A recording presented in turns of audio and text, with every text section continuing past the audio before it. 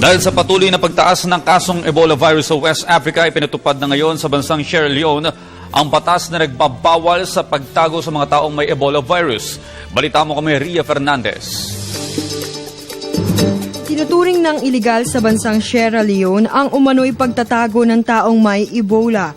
Sa bagong ipinatutupad na batas sa naturang bansa, maaaring makulong hanggang 2 taon ang sinumang mapatutunayang nagtatago ng taong positibo sa Ebola.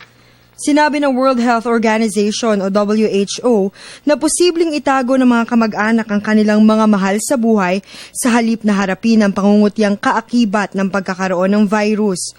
Dagdag pa ng WHO, tingin ng iba sa mga Ebola Care Ward ay mga lugar kung saan mas lalong nagkakasakit at namamatay ang mga pasyente. Samantala, isinara na ng pamahalaan ng Ivory Coast ang land borders nito sa Guinea at Liberia upang protektahan ang bansa sa pagpasok ng Ebola, lalo pat malapit ito sa Guinea, Liberia, Sierra Leone at Nigeria, mga bansa sa Africa na may Ebola outbreak. Nito lamang nakaraang linggo, sa unang pagkakataon sa bansang Nigeria, kumalat ang virus sa mga taong walang direktang kontak sa unang Ebola patient ng bansa. Sumiklab umano ang balita matapos i-anunsyo ng WHO na tumaas ng mahigit 1,000 katao ang namatay mula sa epidemya sa West Africa.